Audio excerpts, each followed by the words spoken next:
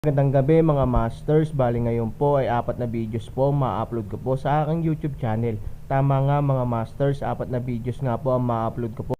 Mga masters, okay lang po bang wag nyong skip ang mga ads sa aking mga videos? Salamat po talaga mga masters sa solid na pagsuporta po sa akin. Yon, what's up mga masters? Nandito na naman tayo sa panibagong araw, panibagong kabanata na naman ang pagsasama-samahan natin ngayon guys.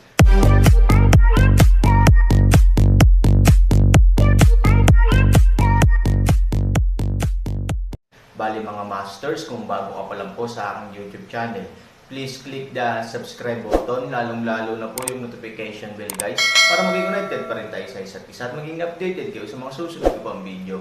Bali mga masters, bago natin umpisahan ng kwento ay mag-shoutout po muna tayo para sa mga solid nating tagapakinig. Shout out kay Rompino JR, shout out kay Norlisa Sugay. Yun na nga mga masters, no? Bali hindi na ito patagalin. In 3, 2, 1, let's go!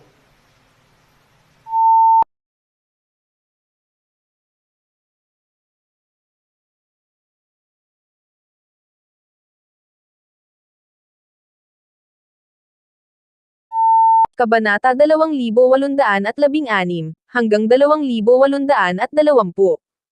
Matapos bumalik ang Aaron sa compound ni Han, ang mesa na puno ng masaganang pagkain ay ang pinakamasaganang pagkain na nakita ng Aaron sa pamilya ni Han. Siyempre, dahil may mga alaala ang Aaron, hindi talaga siya nagsilbi sa hapag sa loob ng maraming taon. Ito ay isang magandang bagay para sa kanya na magkaroon ng isang buong pagkain sa kanyang likod bahay. Mukhang nag-enjoy talaga ako sa hongmen banquet na ito. Hindi pa ako nakakita ng maraming ulam simula nang lumaki ako. Pagkatapos magpunta ng Aaron sa mesa, sinabi niya ang isang bagay upang patatagin ang kapaligiran. Dahil kinumusta na ni Nangang Chenkyu si Hanjun, kahit na hindi nasisiyahan si Hanjun sa 10,000 katao sa kanyang puso, maaari lamang niyang ipakita ito sa kanyang mukha, at hindi nanunuya sa Aaron. Nalungkot si Shijing matapos marinig ang mga salita ni Aaron. Paadya lang sa bahay nila. Masasabing ganito ang bawat pagkain, ngunit hindi pa ito nakita ng Aaron. Hindi ko alam kung ano ang gusto mong kainin, kaya hinayaan ko ang kusina na gumawa ng isang bagay na casual. Sinabi ni Nangang Chenkyu sa isang patag na tono, hindi sinasadyang pasayahin ang Aaron, ngunit hindi rin nagpakita ng labis na pagtanggi sa Aaron.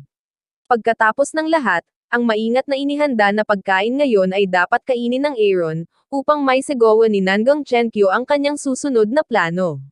Sa makatuwid, hindi niya gustong magkaroon ng anumang pakiramdam ng pagbubukod sa pagkain ang Aaron. 14 na taon, wala kang pakialam kung makakain ako ng sapat, paano mo malalaman kung ano ang gusto ko? Han 3,000 walang malasakit na ngiti, direktang umupo sa mesa. Si Han Sanchen ay hindi kumain ng anumang mabuti sa kanyang huling 14 na taon, ngunit pagkatapos ng lahat, siya ay nakaranas ng muling pagsilang. Sa katunayan, ang mga ordinaryong pagkain na ito ay hindi magpapagana kay Han Sanchen.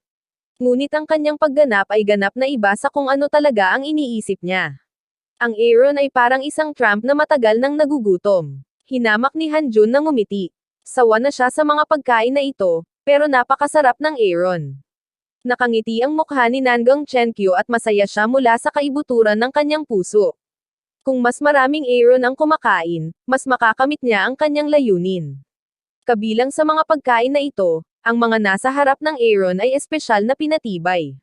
Kung mas maraming kumain ka, mas mabilis ang epekto. Dahan-dahan lang kumain. Huwag kang mabulunan. Pinaalalahanan ni Shijing ang Aaron. Sa paningin ng ibang tao, talagang hindi kumain ng masarap na pagkain si Aaron, kaya nagkaroon siya ng ganoong performance. Gayunpaman, nais lamang ng Aaron na ilantad ang layunin ni Nangang Chenkyu ng mas maaga. Alam niyang napakalupit sa kanya ni Nangang Chenkyu, ngunit hanggang saan, gusto pa rin ng Aaron na i-verify ang kanyang sarili.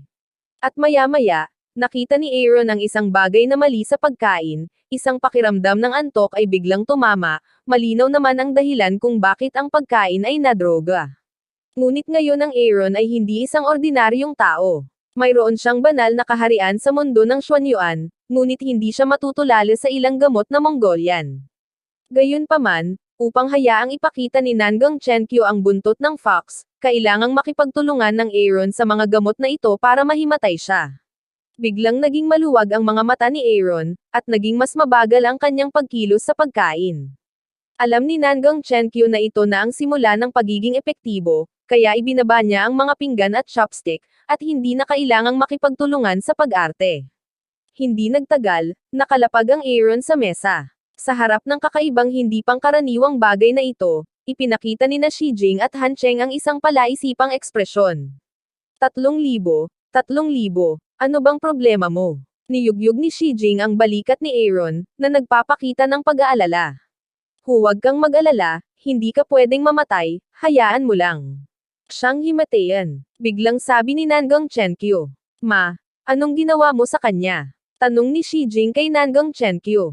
Para sa tono ng pagtatanong ni Shi Jing, labis na hindi nasisiyahan si Nangong Chenkyu at sinabi sa malamig na boses, ano ang gusto kong gawin? Kailangan ko bang bigyan ka ng ulat? Mom, he's my son. He's my flesh. I can't watch you harm him. Ito ang unang pagkakataon na mahigpit na pinabulaanan ni Shi Jing si Nangong Chenkyu. Sa kasamaang palad, hindi man lang pinansin ni Nangong Chenkyu si Shi Jing, ngunit sinabi kay Han Cheng, kung hindi mo kayang turuan ang sarili mong mga babae, wala akong pakialam na tulungan ka. Nang marinig ang malamig na mga salitang ito, mabilis na hinawakan ni Han Cheng si Shi Jing at sinabing, huwag kang matuwa. Hindi ba sinabi ni nanay, hayaan mo lang siyang himatayin. Sa oras na ito, ang dalawang katulong ni Nangong Chenkyu, na matagal nang handa, ay dumating sa Aaron at dinala siya sa cellar basement gamit ang kanyang kaliwa at kanang balikat. Si Shi Jing ay nagmamadaling bumalik sa kanyang silid at umiyak. Nang makita ito, tinanong ni Han Cheng si Nangong Chenkyu, Nay, ano ang gusto mong gawin? Bagamat ang Aaron ay wala sa iyong paningin, siya ay isang miyembro ng pamilyang Han kung tutuusin. Dahil member siya ng Aaron family, it's a matter of course to pay for the Han family. Ikinulong ko lang siya ng ilang oras. Mataray na sinabi ni Nangong Chenkyu, bagamat gumawa siya ng napakasamang bagay, ngunit hindi niya inakala. Bakit ka nakakulong? Hindi maintindihan ni Han Cheng. Sa katunayan, nahulaan na niya ang ideya ni Nangong Chenkyu sa kanyang puso, ngunit gusto niyang makuha ang personal na sertipikasyon ni Nangong Chenkyu. Mula ngayon, ang panlabas na pagkakakilanlan ni Junior ay Aaron. Sabi ni Nangong Chenkyu, walang magawa si Han Cheng. Hindi niya inaasahan na magiging ganito ang mga pangyayari. Talagang kayang gawin ni Nangong Chenkyu ang napakasamang bagay. Sa oras na ito, ang Aaron Han ay itinapon sa kulungan ng aso sa basement ng cellar, at ikan Adina, na parang natatakot siyang tumakas. Pagkaraan ng ilang sandali, pumunta si Yan Jun kay Diko at nakita ang kahabag-habag na sitwasyon ni Aaron. Wala siyang magawa kundi maawa, dahil ang ibig niyang sabihin sa pamilya ni Han ay protektahan ang pamilya ni Han mula sa banta ng mga tagalabas. Ang nangyari sa loob at ang gustong gawin ni Nangong Chenkyu ay hindi siya makialam. Aaron, gusto ka rin tulungan ni Lolo Yan, pero hindi ko magawa. Sana maintindihan mo ako. Yan Jun sinabi sa kanyang sarili. Sa oras na ito Aaron ay nahulog sa isang pagkawala ng malay, kaya ang kanyang mga salita, hindi sa Aaron sinabi.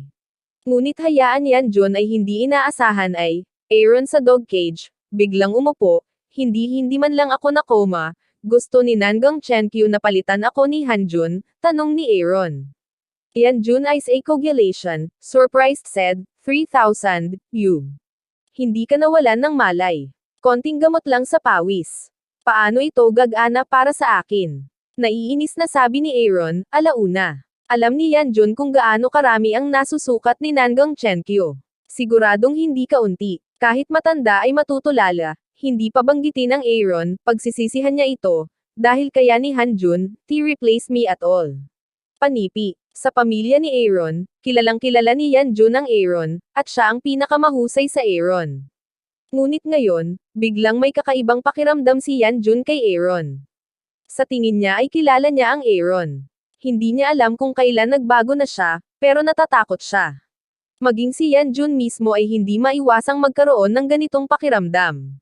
Alam niya kung ano ang gagawin ni Nangong Chenkyu, at may kakayahan siyang pigilan ito, ngunit hindi niya ginawa. Bakit? Ano sa lupa ang gusto niyang gawin?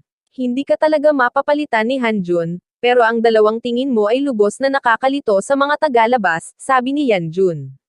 Aaron ngiti, sinabi, mukhang pareho, ay hindi nangangahulugan ng parehong kakayahan, maaari kung malutas ang mga bagay, hindi niya malutas, ngunit din hayaan siyang mamatay. Nagulat si Yanjun. Bago niya nakipaglaban ang Aaron, talagang kamangha-mangha ang kanyang kakayahan. Kahit na pinag-isipan ito ng mabuti ni Yanjun, nalaman niyang maaaring hindi siya ang kalaban ni Aaron. Kung makikipagkaibigan siya kay Yang Wanlin, gusto ni Nangang Chenkyu na palitan ang Aaron ng Hanjun, na talagang magdudulot ng malaking panganib kay Hanjun. Tungkol naman sa husay ni Aaron, matagal nang gustong magtanong ni Yanjun. Bilang kanyang amo, hindi niya maintindihan kung bakit biglang naging malakas ang Aaron. Aaron, anong naranasan mo at bakit bigla kang naging makapangyarihan? Yanjun isang mukha seryosong nagtatanong ng paraan. May mga bagay, kahit sabihin ko sa iyo, hindi ka maniniwala, at hindi pa ito ang tamang panahon. Lolo Yan, panoorin mo na lang kung ano ang nangyari sa pagitan ko at ng pamilyahan. Hindi mo kailangang makialam, ako lang. Gusto kong ibalik ang pang-aapi na dinanas ko sa loob ng maraming taon at huminga para sa sarili ko. Sabi ni Aaron. Napabuntong hininga si Yanjun. Ang hindi makataong pagtrato ni Aaron sa pamilyang Han ay talagang hindi siya gustong-gusto. Ito ay isang bagay na syempre upang magkaroon ng isang puso ng paghihiganti. Ngayon ang Aaron ay may kakayahang gawin ito. Bilang paglaban ng pamilyang Han sa mga panlabas na puwersa, walang posisyon si Yanjun na makialam sa mga panloob na gawain. Halimbawa, pinanood niya si Nangang Chenkyu na naglalagay ng gamot sa pagkain ng Aaron Han, ngunit hindi siya kwalipikadong pigilan ito. Natatakot ako na hindi madali para sa iyo na makaalis dito, sabi ni Yanjun. Ito ba? Inilahad ni Han Sanchen ang kanyang kamay nang nakangiti. Bagamat ito ay isang espesyal na hola, binaluktot lamang ni Han Sanchen ang steel bar gamit ang isang kamay. Bukod dito, sinubukang muli ni Han Sanchen na ituwid ang baluktot na steel bar. Ang isang eksenang ito ay nakikita si Yanjun na tulala. Han 3,000 kaya liwanag ng bakal bar upang masira off, tulad ng paglalaro, bakal sa kanyang kamay, na parang ito ay malambot. Maaari akong lumabas anumang oras na gusto ko, ngunit mananatili ako rito hanggang sa dumating si Nangang Chenkyu upang magmakaawa sa akin. Nakangiting sabi ni Aaron. Ang puso ni Yanjun ay tumibok ng malakas, huminga ng malalim. Sa sandaling ito, sa wakas ay alam niya na ang Aaron ay walang dapat ipag-alala, dahil sapat na ang kakayahan ni Aaron para harapin ang anumang sitwasyon. Yanjun sa puso ng malakas na kuryusidad Aaron kung ano ang nangyari, bakit biglang naging kaya malakas, ngunit Aaron din sinabi, ngayon ay hindi ang oras, kaya Yanjun ay hindi nagtanong. Kung ganoon, magpahinga ka na at magkikita pa tayo, sabi ni Yanjun. Tumanggo si Aaron at ipinikit ang kanyang mga mata sa tabi ng hola. Sa oras na ito, ang ekspresyon ni Aaron ay napakakalma, ngunit sa katunayan, ang kanyang galit ay nagngangalit na. Nahulaan niya na may layunin si Nangang Chenkyu na bumalik siya sa pagkakataong ito, ngunit hindi inaasahan ni Aaron na idodroga siya ni Nangang Chenkyu o itago man lang siya sa kulungan ng aso, dahil dito, sa wakas ay lubos na nauunawaan ni Aaron ang kanyang imahe sa Nangang Chenkyu's isip. Baka hindi siya kasing husay ng aso. It's ridiculous. We are both surnamed Han and the Han family. Even we came out from the same stomach. Mas nauna ka lang sa akin ng ilang minuto, but you make me the lowest existence of the Han family. Sabi ni Aaron sa sarili. Sa kabilang banda, sinimulan na ni Nangang Chenkyu na hayaan si Hanjun na magbawas ng timbang, dahil kapag pamayat lang si Hanjun, maaari siyang maging katulad ng Aaron Piper sa hitsura, at maaaring lumitaw sa harap ng mga tagalabas bilang Aaron, upang malito sila. Si Hanjun, gayunpaman, ay lubhang hindi nasisiyahan. Siya ay spoiled mula pagkabata. Ano ang gusto niyang kainin? Kahit sa kalagitnaan ng gabi, matutugunan ni Nangang Chenkyu ang alinman sa kanyang mga kondisyon basta't sinabi niya. Sa oras na ito ay biglang gusto siyang hayaang mag-diet para pamayat, paano makokontrol ni Hanjun ang kanyang bibig. Lola, bakit kailangan kong magpapayat? Bakit kailangan kong magpanggap na sayang ang Aaron? Hindi ko ba magagawa iyon? Hanjun ng isang pares ng nakakaawa na ekspresyon sa Nangang Chenkyu side coquetry, kumpara sa Aaron mature, Hanjun ay mas katulad ng isang bata, at walang alam. Si Nangang Chenkyu ay labis ding nababagabag, ngunit kailangan niyang gawin ito. Ang mga mapagkukunan ng network ng Aaron ay hindi maabot ng pamilyang Han. Sa pamamagitan lamang ng pagpapalabas kay Hanjun bilang Aaron maaari niyang mapanatili ang relasyong ito. Kung hindi niya gagawin, ang Aaron ay magnanakaw ng limelight ni Hanjun maaga o huli. Ito ay isang bagay na hindi gustong makita ni Nangang Chenkyo. Sa isip ni Nangang Chenkyo, si Hanjun lamang ang makakasuporta sa pamilyang Han sa hinaharap. Siya ay mapamahiin sa sukdulan. Mas handang paniwalaan niya ang manghuhula kaysa tanggapin ang katotohanang mas maganda ang Aaron kaysa kay Hanjun, Jr. Ayaw mo bang makipagkaibigan kay Yang Wanlin? Siya ang magiging may-ari ng pamilya Yang. Kung magiging kaibigan mo siya, lahat ng maliliit na kaibigan sa Yanjing ay titingin sa iyo ng may mga bagong mata. Kung iisipin mo, ayaw mo bang maging pinakamatanda sa kanila? Ang maingat na panghihikayat ni Nangang Chenkyo. Ang ganitong uri ng mga salita ay nagpapasigla kay Hanjun, na naging hari ng mga bata, kapag ang amo, isang grupo ng mga nakababatang kapatid sa paligid, ay iniisip lamang na sapat na ang prestihiyo, ngunit upang makamit ang ganoong posisyon, dapat mawala timbang, o hayaang mahirap pumili si Hanjun, ngunit kahit na hindi ako makakain ng sapat, paano ko makikipagkaibigan kay Yang Wanlin, mali ang sinabi ni Hanjun.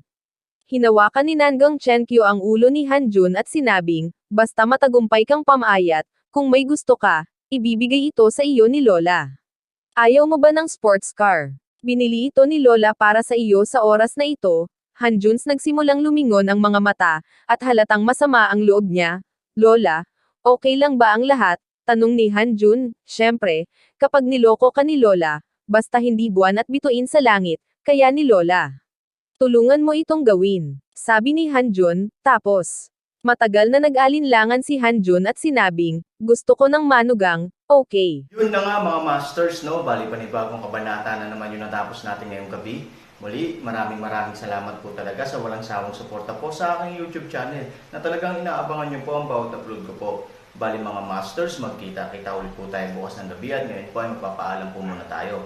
Bali mga masters, bye-bye!